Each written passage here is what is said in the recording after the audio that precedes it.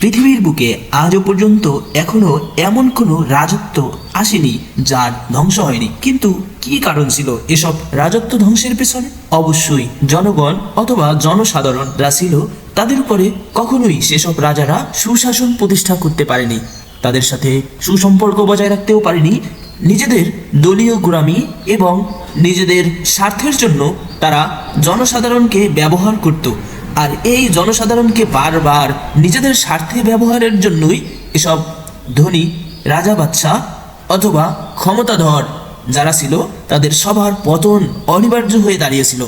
তারপর এমন জনরোষ আসলো, এভাবে অত্যাচার করতে করতে জননিপীড়িত মানুষের মনে এমন ক্ষোভের জন্ম নেয়, যেই ক্ষোভের একটা স্ফুলিঙ্গ এর বিস্ফোরণে পুরা সাম্রাজ্য বিনষ্ট হয়ে যায়। তেমনি এক বিনষ্ট এর সাক্ষ্য ধানমন্ডি 32 নম্বর বাড়ি। সে বাড়িরও আজ স্মৃতির চিহ্ন কিছু অবশিষ্ট রইল না। কেন রইল না যদি জিজ্ঞাসা করা হয় কাউকে, তাহলে বলবে আমাদের উপর জুলুম করেছিল। কিন্তু কিছুদিন আগেই তারা যে অন্যদের উপর জুলুম করেছিল সেই কথা কখনোই তারা স্বীকার করবে না। কেন স্বীকার করবে না? কারণ এটাই, এখন তাদের স্বার্থ হাসিল হয়ে গেছে।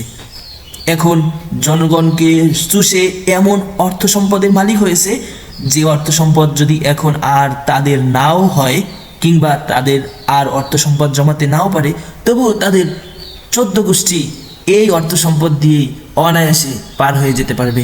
কিন্তু একটা জিনিস ভুলেই গেছে, এই পৃথিবীতে অন্যায়কারী কখনোই পার পায় না।